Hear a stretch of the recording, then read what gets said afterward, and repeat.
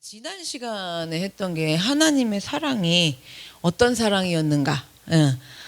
우리가 아직 연약할 때, 그리고 하나님을 기억조차 하지도 못할 때, 그래서 하나님을 알 수도 없을 때 우리를 위해서 죽으신 사랑이라는 거예요.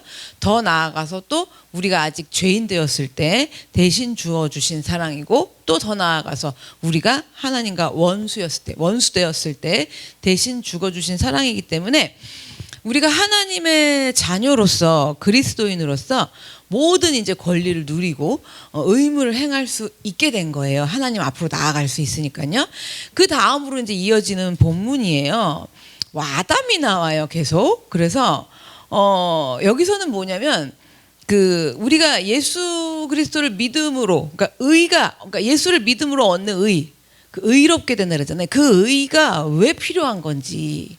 그냥 단순히 착하게 살면 되고 뭐 선하게 살아서 그래갖고 뭐 의로운 사람 되자 얘기가 아닌 거잖아요, 지금. 그런데 예수님을 믿음으로 얻어지는 그 의롭게 되는 게 왜 필요한 건지 좀 더 쉽게 말씀드리면, 예수님으로부터 비롯되는 구원이 왜 필요한 건지. 내가 몸부림쳐갖고 빠져나올 수도 있잖아요. 근데 계속 강조하는 게 절대로 그 안에서 빠져나올 수 없으면 오직 예수님의 구원이 필요한데 왜 그 구원이 필요한 건지, 그리고 그럼 그렇게 예수님이 구원하시는 것밖에는 방법이 없느냐, 이걸 좀 핵심으로 오늘 말씀에서 나누는 거예요. 그래서 이렇게 이제 아담이 오늘 로마서에서 많이 나왔어요. 이 말씀 준비하면서 이런 생각 안 해보셨어요? 그 아담 그거 정말 이러면서 선악과는 왜 먹어가지고 그냥 우리를 이렇게 그냥 힘들게 하고 그냥.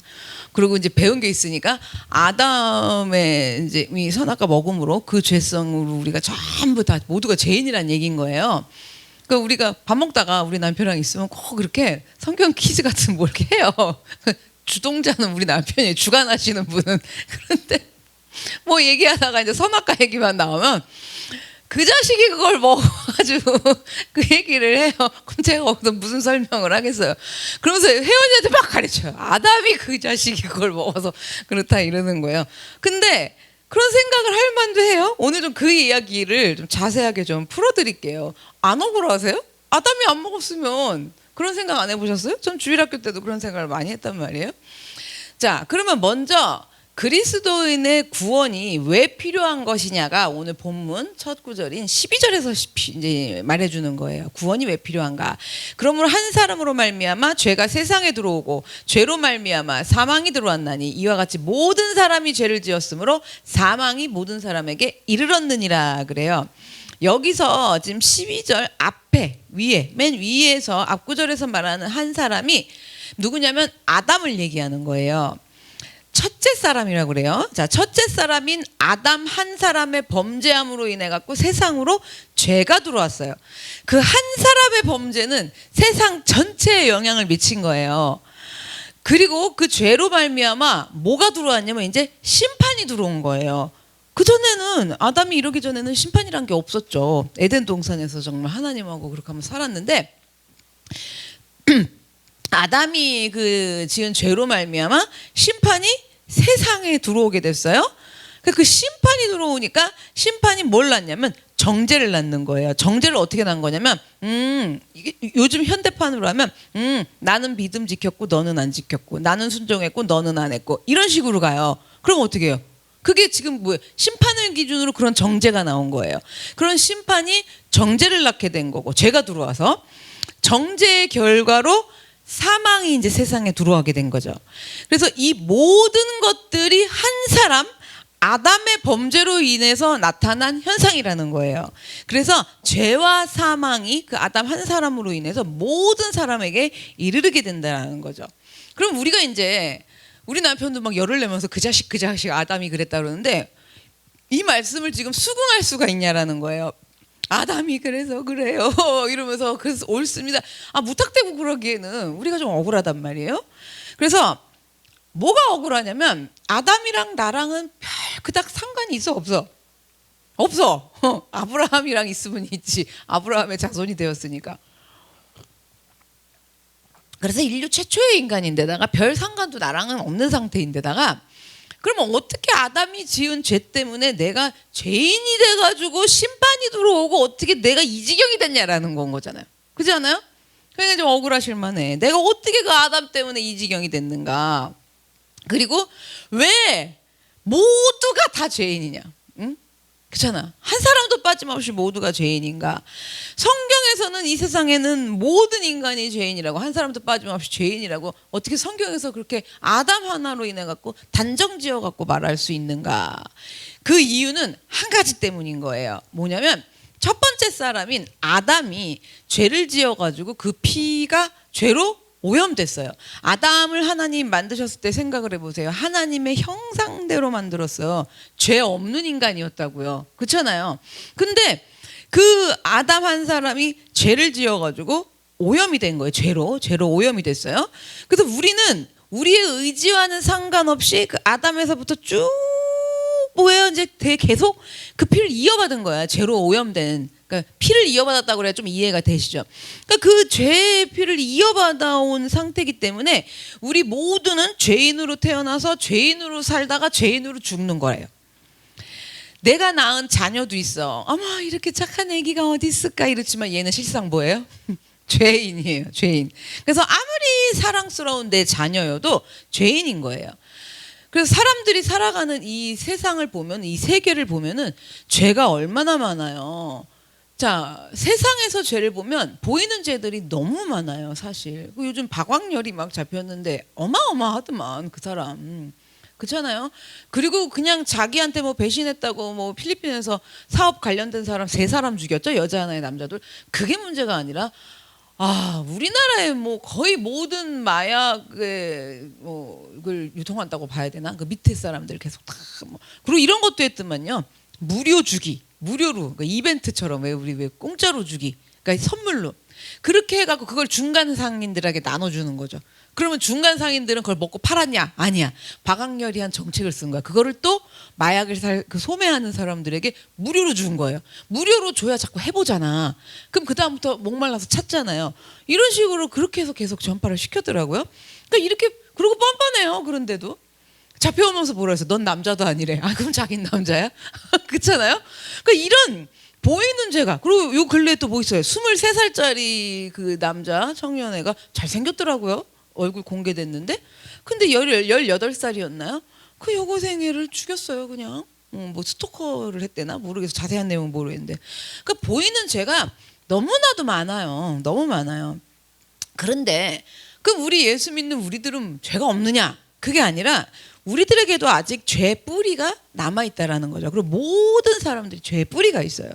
그래서 우리가 죄라는 게 표면적으로 나타난 행동이 보여져야, 그게 좀 드러나야 죄라고 보기 쉽지만 사실 우리의 뿌리 깊은 곳에 죄가 뿌리 박혀 갖고 들어있다라는 거예요.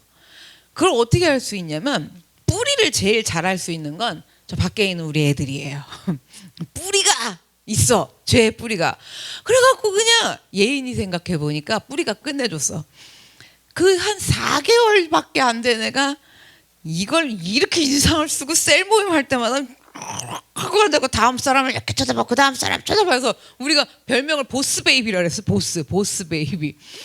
그냥 보는 거예요. 그때만 해도 저는 무슨 애기가 저렇게 그냥 이렇게 하고 담배 하나만 이렇게 탁 물어주면 확 이런 인상이야. 그냥 그 애기 때부터 100일 지나서부터 그랬어요. 근데 이게 조금 컸는데 커도 뭐만 하면 이래요. 어느 날 이게 없어졌어요. 저렇게 밖에서 예배하고 뭐하고 하더니 이게 없어졌어. 그리고 애가 아니 그냥 뽀로로를 봐도 이러고 보던 애가 이게 다 없어진 거예요. 자, 그래서 어쨌든 그 뿌리를 얘기하다 얘기가 나왔는데 사랑스럽잖아요. 사랑스럽지만 저 유아실 안에서 벌어지는 일 보면요. 얘들이 범죄를 저지를 때 우리가 셀 모임하고 있을 때 싹 우리 하율이는 문을 닫아요. 그리고 동생들을 뭔가 쥐어 잡으면서 뭔가 범죄 행위를 하는 것 같아요. 그렇게 하는 거 가르쳐 준 적이 없거든요. 셀 모임마다 기운이 이상해서 보면 문을 싹 닫았어. 그 좀 이따 예인이가 울고 나오고 아윤이는 저는 안 그랬어요. 막 이래요. 그리고 약간 이러고 있는 분위기예요. 그러니까 그런 걸 가르쳐 주지 않아도 아이들이 그러고 탐심을 가르쳐 준 적도 없고 거짓말을 가르쳐 준 적도 없어요. 분명히 범인이 있는데 다 아니래요. 우리 셋은 아니래. 이제 똘똘 뭉쳐서 우리 셋은 아니야. 그럼 뭐 하루가 범인이라는 거예요? 그렇잖아요.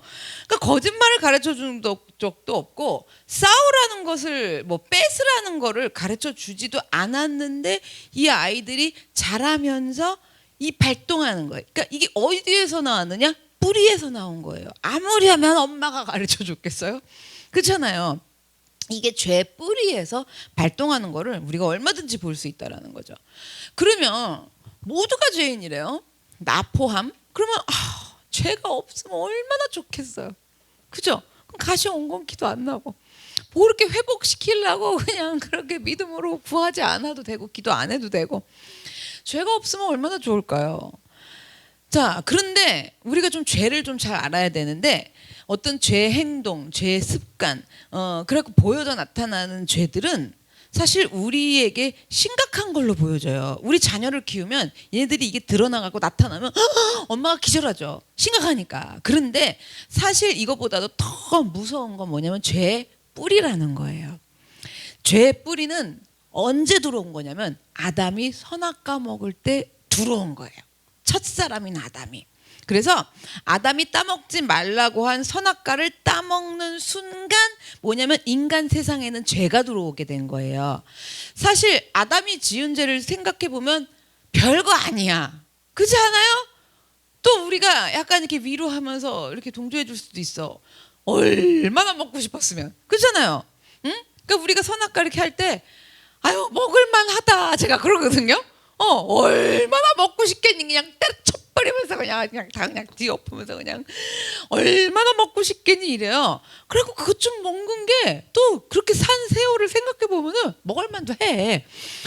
그래서 별거 아닌 것 같고 사실 시시하게 보인단 말이에요. 아담도 그랬단 말이에요. 그리고 따먹지 말라는 거 솔직히 몇 번 따먹었어요. 그렇잖아. 그래서 성경에 뭐 계속 따먹었다는 얘기는 없어. 따먹지 말라고 그런 거 진짜 그동안 그렇게 참다가 딱 한 번 따먹은 거야. 그리고 그 원래 원조가 아담이 그런 거야? 부인이 시킨 거야. 그잖아. 그런데 또 부인을 갖고 얘기 안 해. 여기서도 또 아담을 갖고 얘기하잖아요, 지금. 그러니까 이러한 시시해 보이는 죄에 대한 결과로 세상의 아담의 그 결과로 인류 전체가 인간 세상 전체가 죄가 들어오게 됐대요. 그리고 심판이 들어왔대요. 이게 말이 되냐라는 얘기인 거죠. 그리고 아담이 범죄한 건데 왜 모든 사람이 다 죄인이냐라는 건 거예요. 이 부분을 이해하는 게 참으로 어려워요. 힘들어요. 그래갖고 이제 새신자분들을 이제 아담이 선악과 먹어갖고 뭐 이렇게 됐다 그러면 아담이 먹은 거지 내가 먹었다고 그럴 일이고 억울할 일이에요. 이게 뭐냐면 근데 신학적 용어로 대표 원리라고 그래요. 대표성 원리라고도 말해요. 그래서 아담이 대표로 먹었다 이 얘기예요. 지금 이 얘기가 뭐냐면 하나님은 인간이랑 계약을 맺으셨어요. 인간의 대표로 아담은 하나님이랑 계약을 맺은 거야. 뭘로 맺었다고요? 아담 혼자 맺은 거예요? 대표로 맺은 거야? 그렇죠. 앞으로 하나님이 창조해. 왜냐면 태초부터 나를 지으시려고 주님이 알고 계셨잖아. 그러니까 그 모든 하나님이 창조하신 인류를 대표로 첫 그 만들어진 아담이 하나님하고 계약을 맺었다고요. 그래서 어떤 계약이었냐면 하나님은 아담의 모든 것을 다 마음대로 할 수 있게 허락하셨지만 선악과는 따먹지 말라고 하신 거예요. 근데 이게 하나님이 어떻게 하신 거냐면 하나님이 선악과를 제일 잘 보이는 중앙동산에다가 심어놓고 함정을 파시면서 기다리는 거야. 네가 안 먹나 보자 이러면서 너는 어디 먹나 안 먹나 한번 보자. 네가 먹을까 안 먹을까. 오늘은 굉장히 먹고 싶구나. 이러면서 그런 거 측정하시려고 하나님이 선악과를 먹지 말라고 그러신 게 아니에요. 그리고 하나님 계속 지켜보는 거야. 너 먹기만 해봐. 먹기만 해봐. 먹기만 하면 내가 너를 고통스럽게 할 것이다라고 하나님이 결코 그렇게 하신 게 아니란 말이에요. 오히려 하나님의 창조하신 세계들을 마음껏 즐기면서 다 살아라. 대신에 나 하나님은 잊지 말아라. 잊지 말라는 뜻이었어요. 그런데 잊었어요. 이게 왜 잊게 됐냐면 하나님을 왕으로 모시고 살고 있다라는 것과 내가 그 아래에 있다라는 걸 망각하지 말라는 건데 정말 망각을 한 거예요. 잊어먹은 거예요. 그 창조자 하나님과 나는 피조물의 관계라는 것을 잊지 말고 살라는 건 거죠. 그런데 이걸 아담이 어긴 거예요. 아담이 누구처럼 되고 싶었다고요? 하나님처럼 되고 싶어서 하나님에 대해서 거역한 거예요. 이것이 바로 하나님의 권위에 대한 도전이었고 불순종이었어요.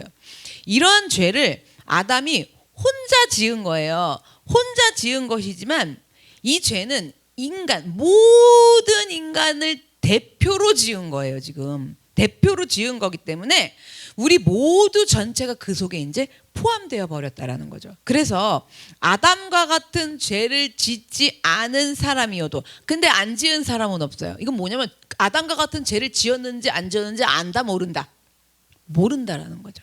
알지도 못하고 기억하지도 못할 때 그런 나를 사랑하셨다가 이렇게 들어가야 되거든요. 그러니까 아담과 같은 죄를 내가 안 지은 사람 같아도, 지은 죄 아무리 생각해도 난 선악과를 못 찾겠어, 뭐 그런 사람이어도 어쨌든 그 아담의 뿌리에서 전부 대표적으로 우리는 죄인이 되었기 때문에 그 사람 위에 뭐가 이르르냐면 사망이 이르러 그러잖아요. 모든 사망이, 마지막 여기 뒤에 보세요. 사망이 모든 사람에게 이르렀느니라 그러잖아요. 사람 위에 사망이 이르러 갖고 사망이 뭘 하냐면 왕노릇하게 됐다라는 거예요. 13, 14절을 좀 볼게요.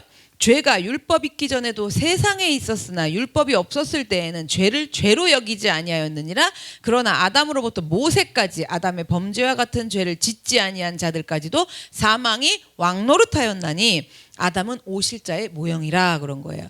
여기 지금 14절 보니까 아담으로부터 모세까지라고 그러는 거예요. 이 말은 무슨 말이냐면 아담은 율법이 주어지기 전의 사람이고 하나님의 법이에요. 그러니까 말씀이라고 생각하셔도 돼요. 율법이 주어지기 전 사람이 아담이고 모세는 율법이 주어진 이후의 사람인 거예요. 그래서 모세 때 율법이, 하나님의 법이 주어지면서 그 전에는 죄를 죄로 알지 못했어요. 그래서 죄를 죄로인지 몰라. 그럼 죄 없나요? 아니죠. 왜냐면 죄의 뿌리가 생겼어요. 아담 때문에. 그런데 그렇게 그래도 그런 상태인 건데 계속 드러내 주시는 걸 얘기하는 거예요. 뭘 통해서? 율법을 통해서. 그래서 이제는 하나님의 법이 주어지면서 죄를 죄로 알 수 있게 된 거예요. 자, 이게 어떤 원리냐면 캄캄한 밤이나 여러분 불을 안 켜갖고 햇빛이 안 들어와서 방에 있을 때 깜깜해요. 그럼 먼지 보여요? 안 보여요? 안 보이죠. 근데 커튼을 쫙 제꼈어. 해가 쫙 들어왔어. 와, 어마어마하잖아요. 갑자기 숨어나셔 막 이렇게 하고 그렇잖아요. 공기 중에 세상에 먼지가 그렇게 많았다니, 밤새 이걸 마시고 잤다니, 막 이런 생각이 들거든요. 그러면 이 먼지 원래 없던 거예요? 계속 있던 거죠. 계속 그러고 있었던 거잖아요. 원래 있던 먼지, 없던 게 갑자기 생긴 게 아니에요. 있던 먼지인데 햇볕이 들어오니까 어떻게 된 거예요? 드러난 것뿐인 거예요. 율법이 바로 우리한테 그런 기능을 해주는 거예요. 안 보여. 몰라. 제가 젠지를 몰라. 그런데 율법이 딱 들어오니까, 하나님 말씀이 딱 들어오니까 비춰주니까 어떻게 해요? 다 보여. 이런 기능을, 죄가 드러나는 기능을 율법이 해줬다라는 거죠. 그래서 이전에도 죄가 분명히 있었지만 율법이 들어옴으로, 여러분 하나님의 말씀이 들리기 시작함으로 뭐예요? 죄가 죄라는 게 더 확실하게 드러나게 됐다라는 얘기예요. 자, 그러면 이게 뭐냐면 사망이 왕노릇하면서 우리의 죄를 어떻게 하고 있었냐면 통치하고 있었던 거예요. 이 말씀 좀 이해하시겠어요? 이걸 우리가 잘 아셔야 돼요. 이게 좀 로마서가 어려워요. 그냥 여기서 여러분 감성을 터치해드리면서 이렇게 눈물 좀 나고 막 어머 감동적 이렇게 설교하면 좋은데 지금 로마서는 그럴 내용이 없어요. 그래서 제가 힘이 들어요. 로마서가. 근데 이게 너무 중요해요. 뭐냐면 이게 깨달아져야 돼. 사망이 왕노릇했다라는 게 뭔지를 아셔야 돼요. 사망이라는 게 하나님이 왕노릇 해주셔야 돼. 왕노릇이 아니지. 하나님이 왕이셔서 통치해 주셔야 되는 거잖아요. 나를. 근데 누가 왕노릇 했다고요? 사망이. 누구를? 나를.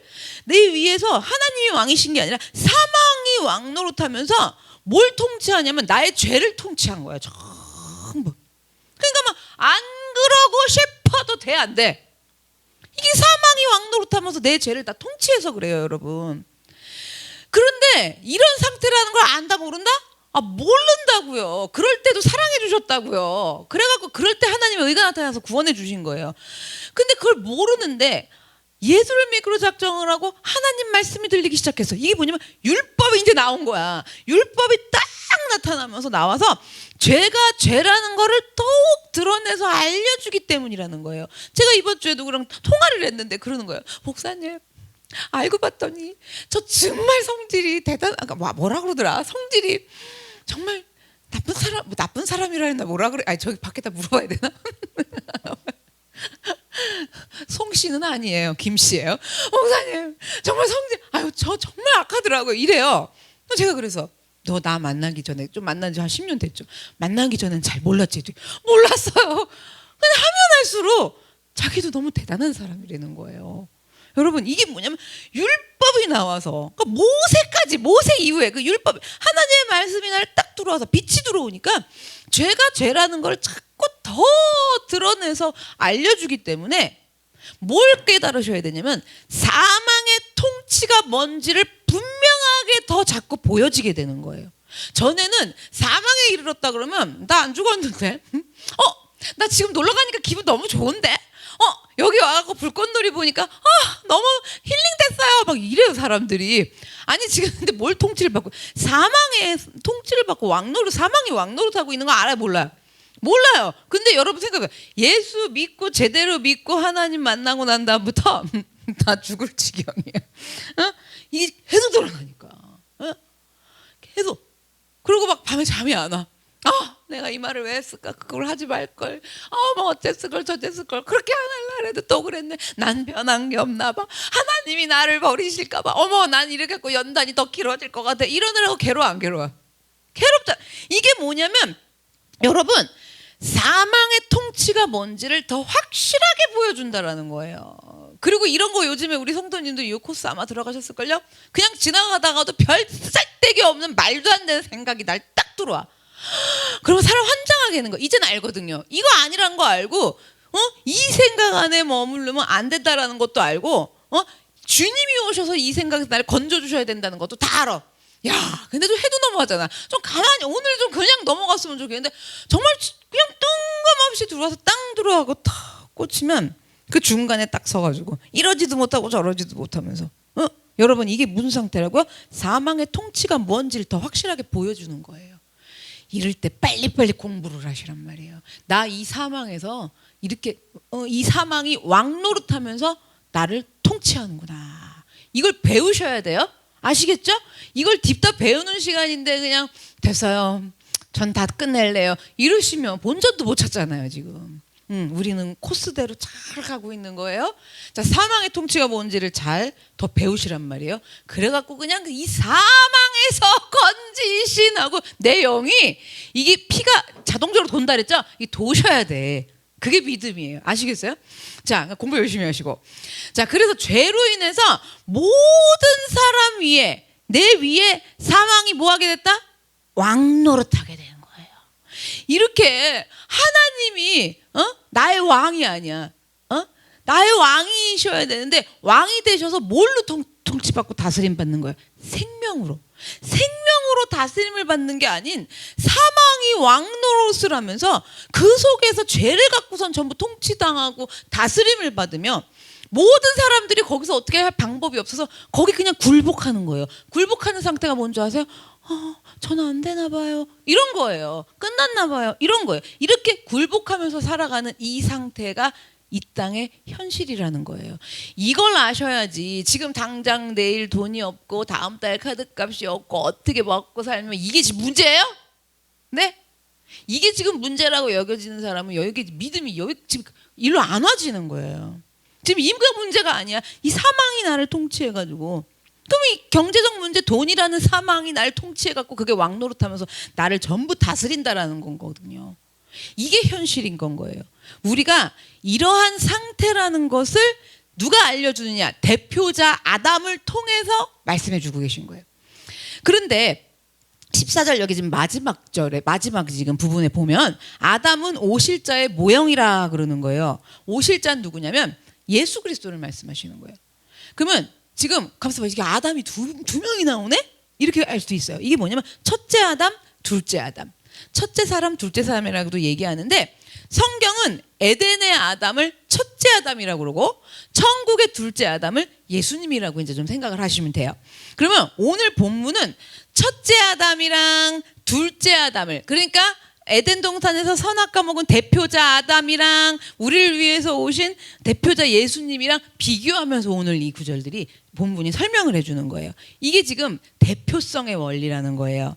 그럼 대표 원리는 뭐냐면 한 사람이 모든 사람을 대표한다고요. 아까 아담이 모든 사람을 대표했다 그랬잖아요. 그 대표했는데 어떻게 했다 그랬어요? 대표자가 선악과를 먹었다 그랬잖아요.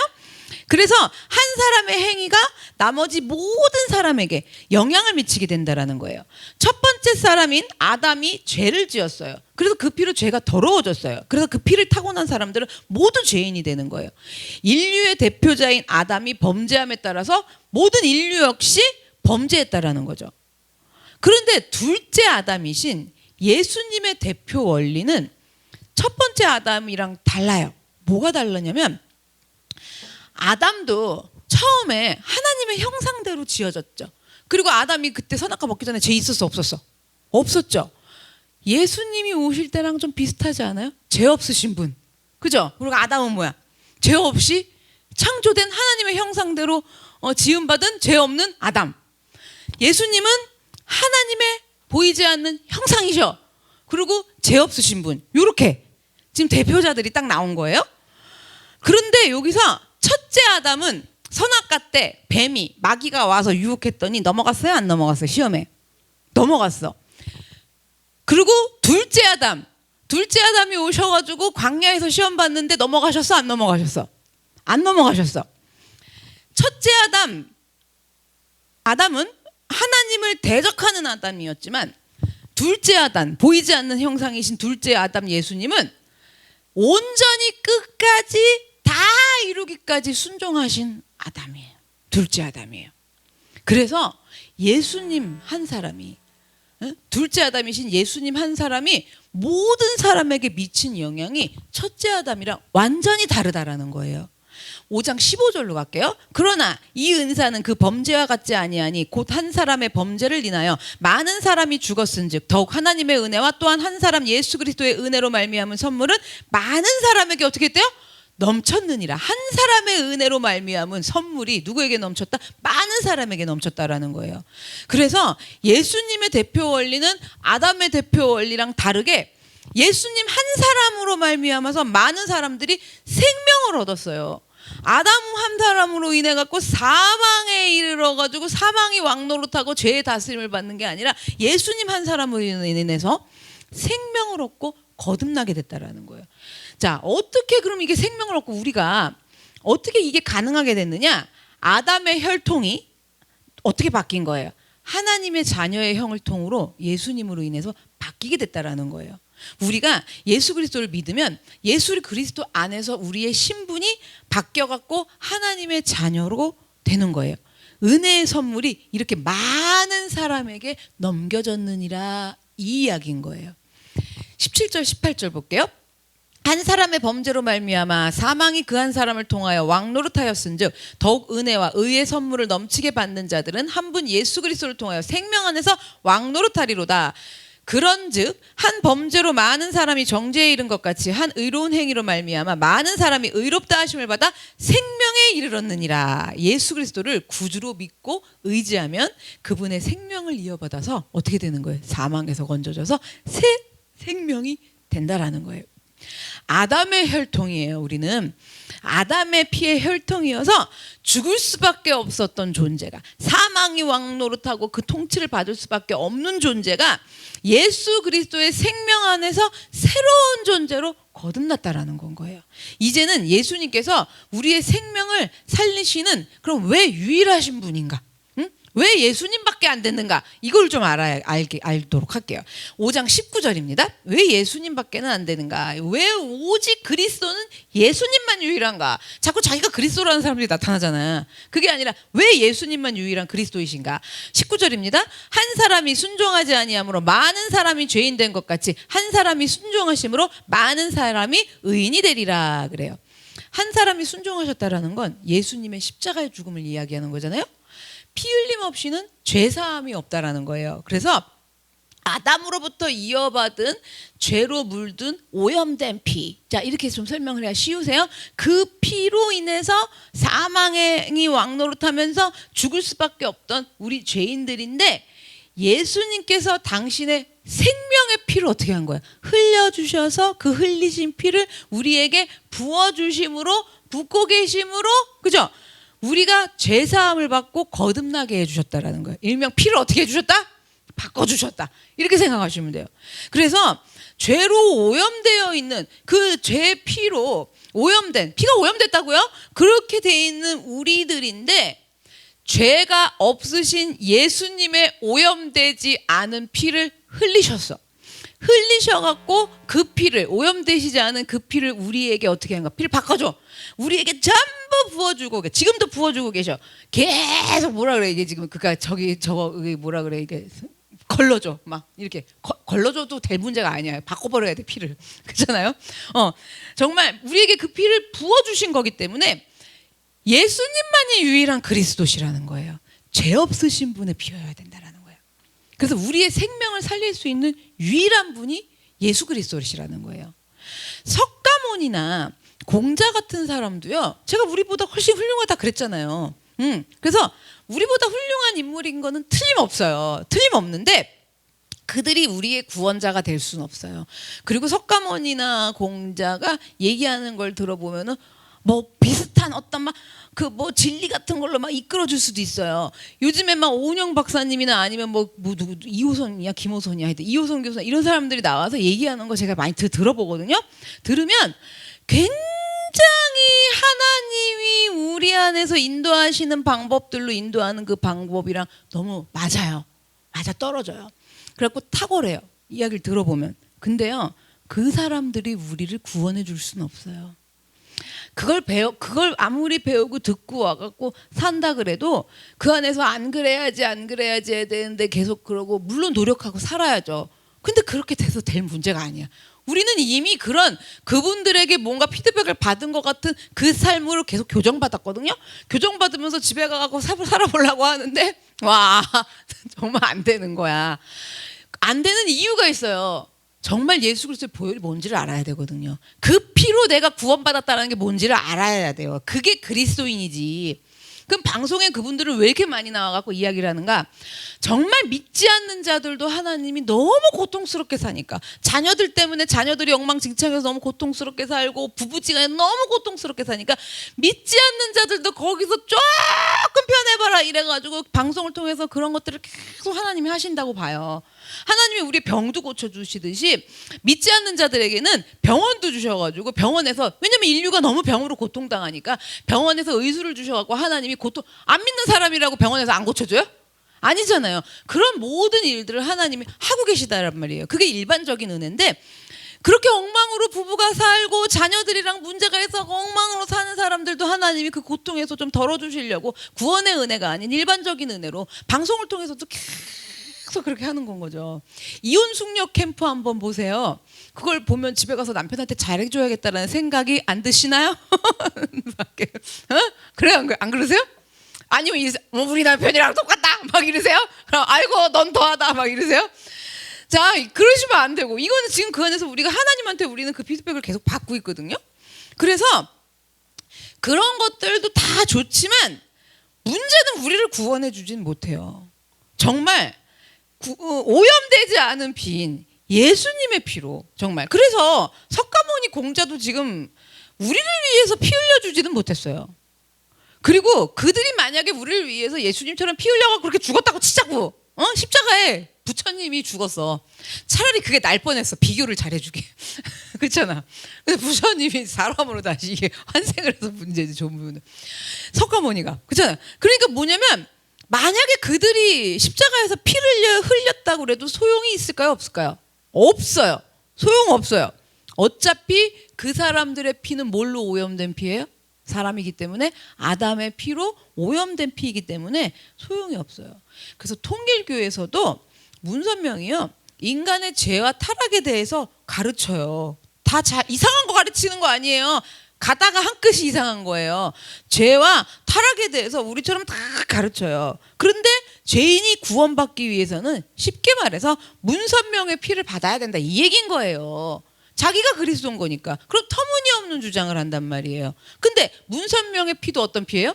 아담으로 인해서 오염되어 있는, 죄로 오염된 피일 뿐이라는 건 거죠. 그래서 오직 예수 그리스도의 피만이, 예수 피만이 죄로 오염되지 않은 생명이에요. 생명 중에서도 일시적인 게 아니라 영원한 생명이에요. 영원한 생명이기 때문에 예수 그리스도의 그분의 보혈로만 우리가 생명을 얻어서 거듭날 수 있다라는 거예요. 이 이야기를 잘 생각해 보셔서 알아들으시면 아, 그래서 그렇게 피 그러는구나. 아, 주의 보혈 그러는구나. 예수의 피밖에 없네 그러는 거구나가 이해가 되셔야 돼요. 아시겠죠? 그 다음에 로마서 5장 20절로 갈게요. 율법이 들어온 것은 범죄를 더하게 하려 함이라. 그러나 죄가 더한 곳에 은혜가 더욱 넘쳤나니 그러는 거예요. 이 말씀은 뭐냐면 하나님의 법이 주어져서 죄를 더 알게 된 거야. 아까 깜깜할 때 뭔지 모른다 그랬잖아. 그래도 빛이 비춰지니까 세상에 이렇게. 그래갖고 죄를 더 알게 된 거예요. 그런데 죄가 더한 곳에는 은혜가 더 풍성해졌다라는 거예요. 이상하죠? 죄가 적어야지 은혜가 풍성할 것 같아. 내가 죄가 없어야지. 그리고 회개하고 계속 죄가 없고 내가 그냥 자꾸 바른 선한 사람, 이렇게 의인인 사람이 돼야지 하나님의 은혜를 많이 받고 하나님과 친밀하고 풍성해질 것 같은데 지금 성경엔 거꾸로 말해요. 죄가 크대. 클수록 은혜가 더하대. 아니 어떻게 죄가 큰데 은혜가 더하냐. 이걸 설명을 드릴게요. 죄가 우리를요. 어떻게 하려고? 왕노릇하면서 사망이 왕노릇하면서 죄로 사망이 우리를 통치하려고 가만히 있지 않아요. 요만큼만 주는 게 아니에요. 세력을 어떻게 계속 키워요. 그래가지고 그냥 하나 했더니 둘 했더니 넷 했더니 여덟 그냥 뭐 세력을 그 죄가 키우거든요. 그러면 자 그때 은혜는 뭘 하고 있느냐? 아이고 저럴 줄 알았네 저 은혜가 하나님의 은혜가 너 어디 한번 네가 어디까지 짓나 보자 이러는 게 아니에요. 죄가 막 세력을 키우면요 그때 은혜는 죄보다 더 키워요. 뭔 말인지 아시겠어요? 그 은혜가 그렇게 더 커지는 거예요. 죄의 세력보다 은혜의 세력이 하나님의 은혜의 세력이. 그래서 죄가 아무리 커져도 커지면 커질수록 은혜는 어떻게 된다? 더 커진다. 더 커져갖고 어떻게 하는 거냐면 죄를 덮어버리는 거예요. 그래서 우리요 그나마 이만한 이유가 뭔지 아세요? 이만한 이유가 뭔지 아세요? 난리를 치고 뒤집어 엎어도 다 뒤집어 엎고 이거보다 더한 별짓거리를 다 한 사람인데도 그나마 이 정도인지 왜 이 정도인 줄 아세요? 내가 그럴 때 그 난리를 칠 때 하나님이 은혜를 더 키워 그걸 덮는 거라고요. 여러분 좀 아시고 하시라고. 그렇잖아요. 그 은혜를 덮어버리는 거예요. 이게 뭐냐면 사망으로 왕노릇하면서 통치하고 있는 죄를 하나님의 은혜가 어떻게 하는 거예요? 정복해버리는 거예요. 이게 왜 가능한 줄 아세요? 예수님이 이 죄와 사망에서 전부 십자가에서 승리하셨기 때문이에요. 정복해버리는 거예요. 그래서 사실 죄가 많은 곳에 은혜가 더 넘친다라는 건 거죠. 쉽게 좀 더 설명을 드리면 강에서 보트를 타고 가는 거예요. 막 우리 그 뭐라 그러지 무슨 한탄강이야 어디야 막 그런 데도 하잖아요. 막 이제 보트를 타고 막 강물을 가고 있는데 그 가는 길에 저쪽에 바위 하나가 삐을떡 해가지고 솟아 있는 거예요. 근데 글로 가면은 큰일 난 거예요. 여차해갖고 자칫하다가는 배가 부서지든 하여튼 찢어지게 생겼거든요. 와 큰일 났다 저거 절로 가면 안 되는데 배가 막 와 저거 부딪히면은 큰일 나는데 다 죽는데 이러는 거예요. 근데 그 순간에 갑자기 강물이요 확 불어난 거야. 그래갖고 배가 불어난 강물을 타고 바위 위로 바위 위보다 강물이 더 불어나니까 그 위로 지나가 버린 거예요. 여러분 이걸 말씀드리는 거예요. 이렇게 인간의 죄가 갑자기 뿔쩍 튀어나오고 그냥 거기 맨날 그러고 있어. 그렇잖아. 변함없이 그 기질로 20년 30년 예수를 믿어도 그 못된 성질과 기질로 그 자리에 계속 그러고 있어. 그러면 가다 박살난다고요. 찢어져 다. 그런데 그냥 그럴 때마다 어떡한다 그냥 조마조마하신 우리 주님이 그때 어떻게 아무리 거기 그냥 솟아 튀어나와 있어 그냥 평생을 그냥 이렇게 하고 그렇게 하고 튀어나와 있다 해도 하나님의 은혜의 강물이 그냥 불어올라가지고 우리의 죄를 넘어가게 하고 정복하신다라는 거예요. 이러한 은혜였다라는 거를 모를 때는요 이렇게 넘어가게 하신 줄 몰라. 내가 하나님 아버지를 모를 때잖아요. 알지도 못할 때잖아요. 그때는 여러분 그렇게 하고 넘어갔으면 어떻게 생각하는 줄 아세요? 믿음을 지켰다. 그죠? 의인 됐다. 응? 의롭다. 여김 지금 받았다. 이러면서 산 거예요. 그래서 제가 뭐라 그랬어? 천국 가면 주님 저 왔어요. 계속 고개를 막 들어. 이런다 그랬잖아요. 이제 아시겠어요? 무슨 얘기인지? 그렇게 되는 거예요. 이게 이렇게 내가 정말 그리고 나 혼자 감동해갖고 막 울어. 믿음을 지켰으니 막 이래. 여러분 아시겠어요? 믿음을 지킨다라는 게 무슨 말인지는 좋아요. 좋은데 제가 우리 성도님들한테 지금 이제 이만큼 시점에 와서 가르쳐 드리는 거는 너무 내가 지킨 줄 알아. 내가 믿음을 지켰으니라 그랬을 때 믿음을 지켜야 되는 게 맞는데 이거는 제 이 설교 안에서 이 모든 하나님의 사랑과 예수 그리스도의 보혈의 능력과 나에게 베풀어 주신 넘치는 은혜가 깨달아져서 하나님 앞에 내가 그리스도인으로서 믿음을 지키자 이렇게 가야지. 그런 거 하나도 못 깨달았는데 여기 앞에서 혼자 뭐 한다고요? 믿음을 지켰으니 하는 건 맞아요? 틀려요? 순서가 너무 이상한 거예요.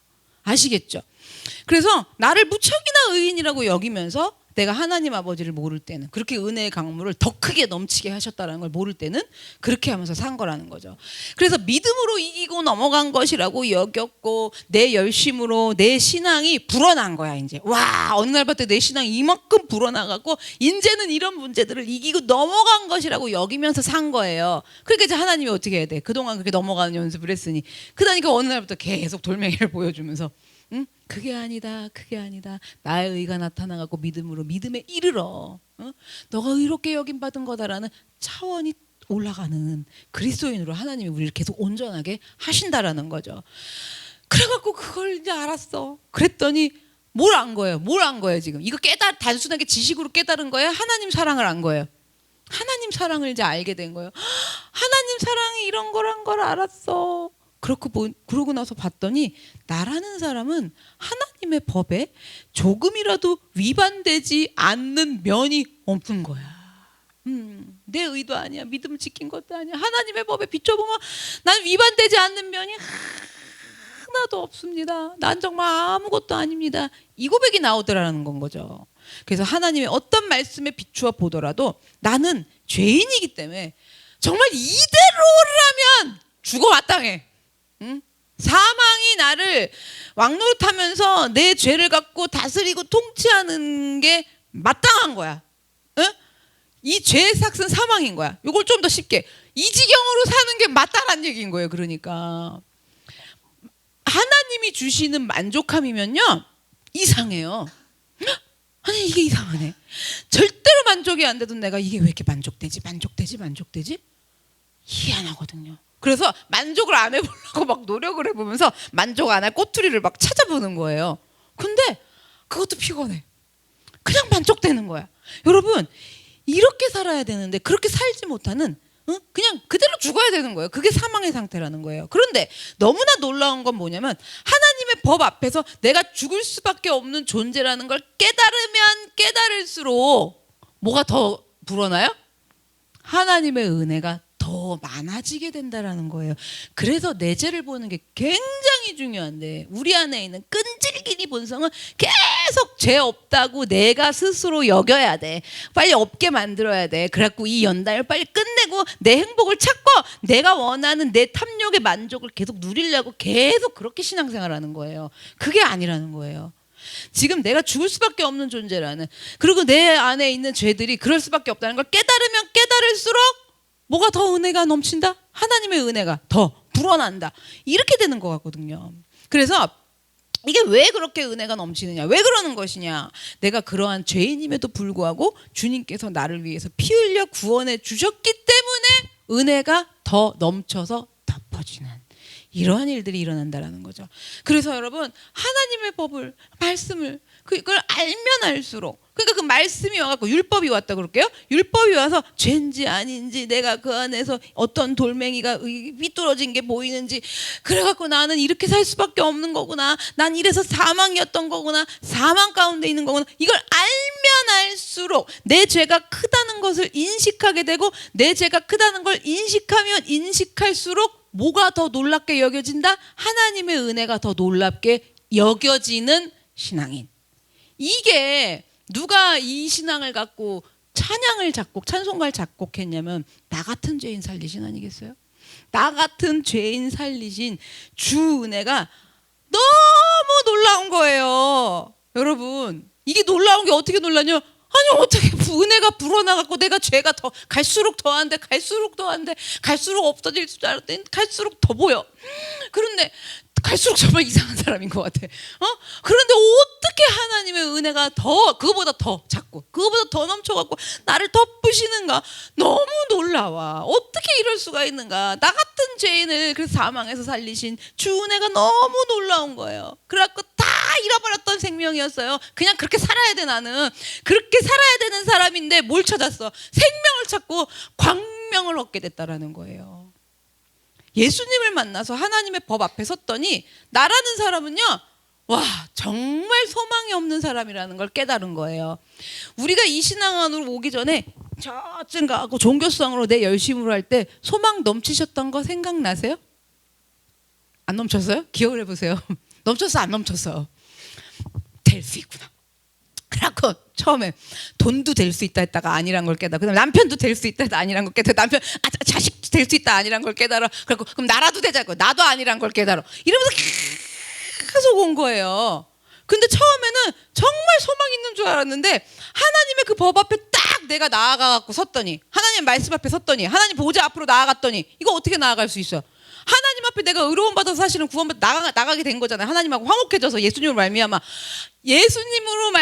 십자가에서 죽으심으로 화평이 일어나고 하나님의 관계가 좋아지고 평화해져 갖고 하나님 앞으로 들어감을 얻었다 그러잖아요. 거기 가갖고 섰더니 이제 됐나 보다가 아니라, 와, 나라는 사람은 정말 소망이 없는 사람이구나, 이게 깨달아진다라는 거예요. 이게 어떻게 깨달아지냐면 자책감과 이런 정죄감이 아닌 그냥 여기서 피가 돈다고요. 이렇게. 이 피가 무슨 피야? 근데 아담의 피예요? 예수님의 피예요? 예수님의 피가 이게 돌면서 그냥 이렇게 알아. 그리고 이해가 안 돼도 알아요. 이 내용, 이게 돌아. 이 얘기가 무슨 얘기인지 아실까? 이걸 머릿속으로 이해가 안 돼갖고 말로 못 풀어내도 이게 된다고요. 그러면 하나님이 저처럼 머릿속으로 돌아가갖고 말로 푸는 사람만 이걸 은혜 받고 이걸 구원받은 사람이라고 그러겠어요? 아니라는 얘기인 거죠. 시골에서요, 감자만 캐고요, 그냥 고구마 줄거리만 까느라고 손톱이 새까만 할머니도 이걸 안다고요. 근데 말하면 몰라. 몰라요. 아유, 나 교회 가야 돼요. 그냥 그러고 가신다고요. 여러분, 그래서 나라는 사람이 정말 소망 없는 사람이라는 걸 깨달은 거예요. 그런 나 같은 죄인인데도 예수님이 십자가의 죽으심으로 나를 살리셔서 새로운 생명을 예수님의 생명으로 바꿔주셨으니 나 같은 죄인을 살리신 주님의 은혜가 너무나도 놀라운 거라는 건 거죠. 5장 21절 볼게요. 이는 죄가 사망 안에서 왕노릇한 것 같이 은혜도 또한 의로 말미암아 왕노릇하여 우리 주 예수 그리스도로 말미암아 영생에 이르게 하려 함이라 그래요. 하나님께서 그 아들을 십자가에 내어 주시면서까지 우리에게 주시는 은혜는 뭐냐면 단순하게 그저 우리가 생각했던, 그래서 이것 때문에 열심히 한 거예요. 이 땅에서 기름지고 윤택하자. 그래요. 이 땅에서 뭐라고요? 기름지고 윤택하자. 그것 때문에 와갖고 내 죄를 보면 이 땅에서 기름지고 윤택해진대. 이래갖고 또 봐. 와서 그냥 순종하면 이 땅에서 기름지고 윤택해진대. 와서 봉사하고 헌신하면 이 땅에서 기름지고 윤택해진대. 이렇게 한 건데 하나님이 주시는 은혜가 단순하게 그 은혜가 아니라는 거예요, 여러분. 그렇게도 해 주시는데 우리는 목적이 그거야. 그리고 주요가 그거야. 주제가 그거야. 근데 그게 아니라 정말 중요한 거 뭐냐? 영생에 이르게 하려 함이라. 영원한 생명에 이르도록 하시려는 건데 목적이 이쪽으로 윤택하고 기름진 삶이 너무 강한 사람은요, 영생 같은 소리 하지 마세요. 영생 관심 없고요. 지금 여기서도 굶어 죽을 판이에요. 지금 내가 죽겠는데 무슨 영생은요, 죽어봐 갖고 갈 목적이 그래요. 그래갖고 천국 얘기에도 관심이 없고 이런 거예요. 천국 얘기해도 싫어. 그거는 지금 여기부터 윤택하고 기름지게 해달라는, 이게 강한 거예요 지금. 근데 하나님이 우리에게 주시는 은혜는 정말 영원한 생명에 이르도록 하시려라는 거였다라는 거예요. 우리가 사실적으로 좀 솔직하게 생각해 보자라고요. 영생이라는 단어에 감격하세요, 안 하세요? 안 해. 그리고 이단에서만 쓰는 말 같잖아. 그리고 좀 영생 그러면은 좀 거부감이 있어. 근데 어떤 말에 그러면 좋으세요? 평안, 윤택, 기름진 땅. 내가 오늘 가나안 땅을 약속하려면 이런 거 좋아하잖아. 그런 거엔 감격적이지. 오늘 밤 꿈에 너에게 한 약속, 기름진 땅, 이런 게 그 시간에 딱 떠. 그리고 그 다음 날 꿈에 영생 떠. 뭐가 좋아요? 그렇지.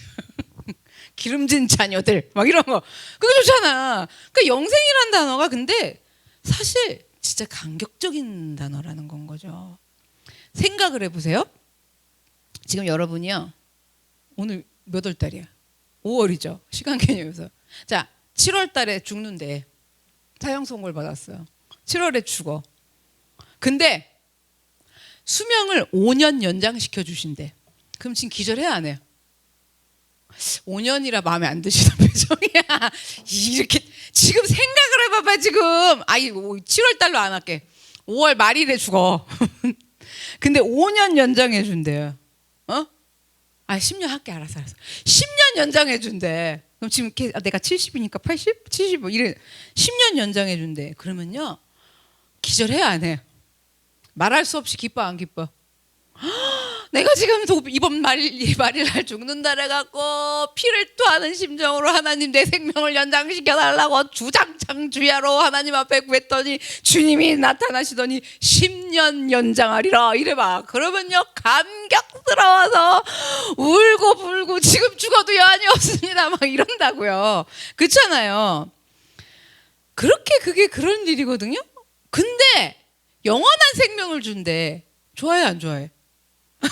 그러니까 이게 문제야. 아이러니하게 영원한 생명을 준다는 거예요. 죽어서까지도 영원한 생명을 주신다라는 거예요. 이거 정말 엄청난 사건이면서 기뻐해야 될 일이에요. 우리 안에 이 신앙이 정말 잘, 그냥 우리 성도님들은 잘 자라나서 죽는 날까지 이 신앙이 그냥 성장될지어다. 그냥 쫙. 그래서 이걸 또 고백했잖아요, 찬송가가. 이제껏 내가 산 것도 뭐예요? 주님의 은혜래요. 이제까지 산 거 생각해 보세요. 누구의 은혜예요? 응? 왜 은혜인 줄 아세요? 그렇게 미친 짓 하면서 살고 별짓을 다 하고 그리고 또 와갖고 예수 믿는다고 그렇게 열심히 살았는데 다 사기였어. 그러면서 세상에 그렇게 종교성으로 하나님을 우상을 만들어가지고 그냥 기름진 땅과 윤택한 삶을 목적으로 해가지고 영생이고 뭐고 저 천국의 소망 같은 건 관심도 없어. 그냥 내 인생이 소망의 길 돼갖고 그렇게 믿으면서 샀는데 어떻게 이제까지 살았어? 응? 그런 죄악인데 하나님이 계속 은혜로 덮었어. 그래갖고 오면서 이걸 죄 없다 해주시면서 우리 잘못된 신앙으로 어떻게 살았는지 계속 막 양육받으면서도 깨달으셨잖아요. 덮으면서 내 죄가 이만큼, 내가 신앙생활 잘못하고 있으면 하나님은 이만한 걸로 덮으면서 이제껏 내가 산 것도 주님의 은혜라예요.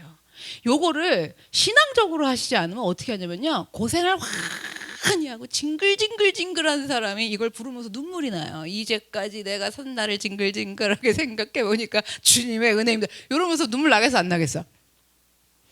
요런 감정 터치는 전 하지 않아요. 그렇잖아요.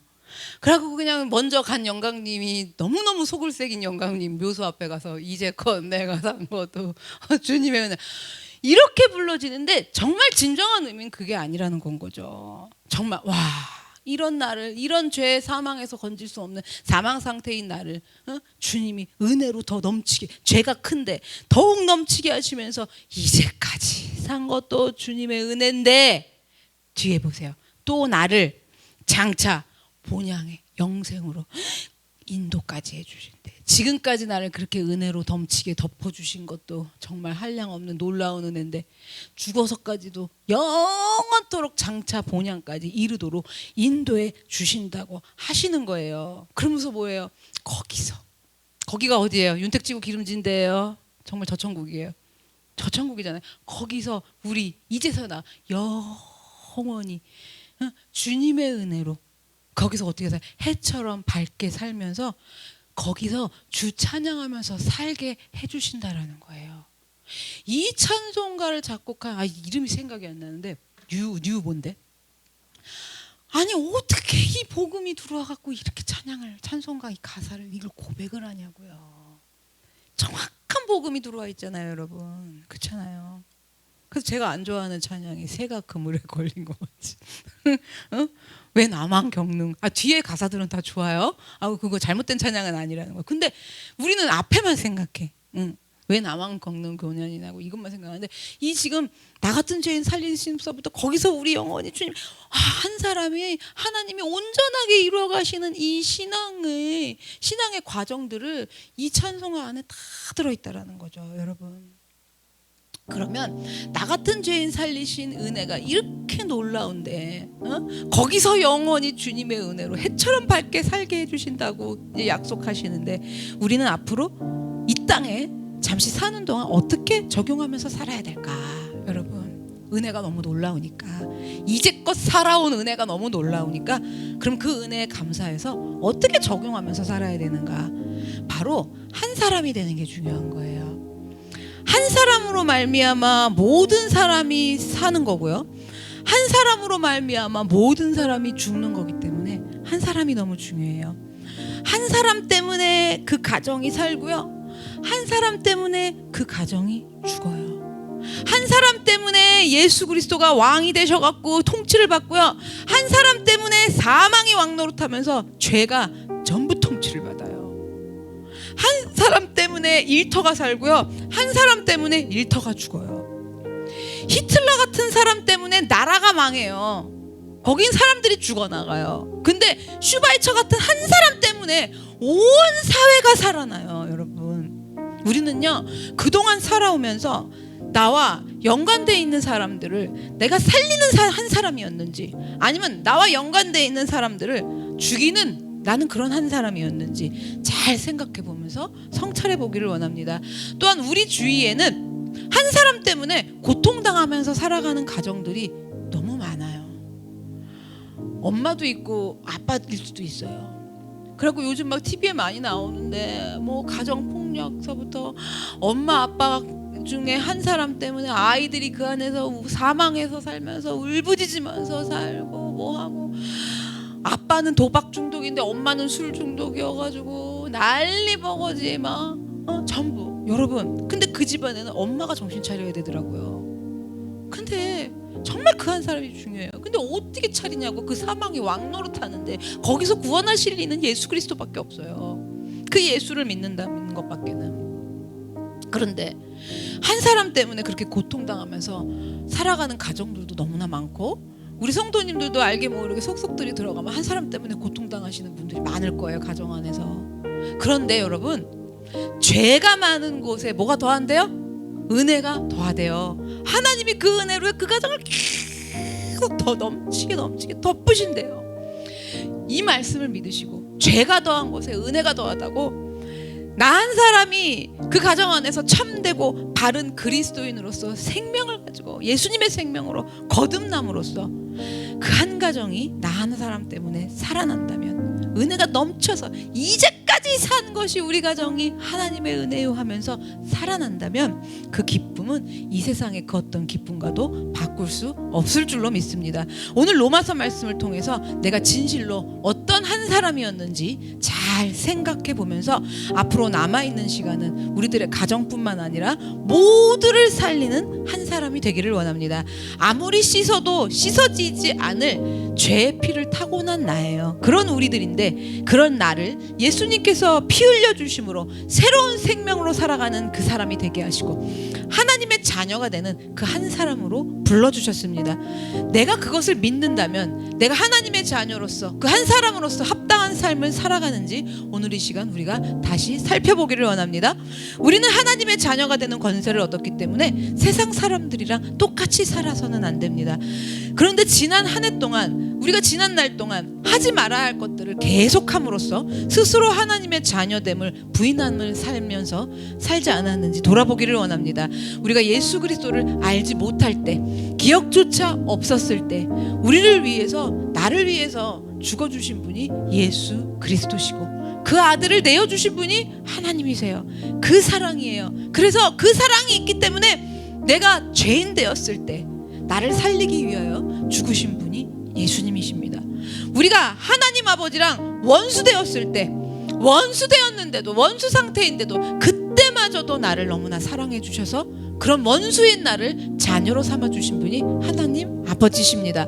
내가 그러하신 그 하나님을 알지도 못하고 그 하나님의 뜻대로 살지도 못했는데 그럼에도 불구하고 그러한 은혜를 불어나게 하셔서 덮어주시고 베풀어 주셔서 이제까지 살게 하신 주님의 은혜인데, 내가 그 은혜를 깨달았다면 이제 하나님의 뜻대로, 그래서 그 말씀대로 살아가기로 작정하셨다면 여러분 생각해 보세요. 그렇게 모를 때도, 알지 못할 때도, 믿지 않을 때도, 그 죄 가운데 있을 때도, 사망이 통치하고 있을 때도 하나님의 은혜로 덮으시면서 이제까지 살게 하셨는데, 그 은혜로 덮으셨는데 지금부터 내가 하나님의 뜻대로 살아간다면 여러분 생각해 보세요.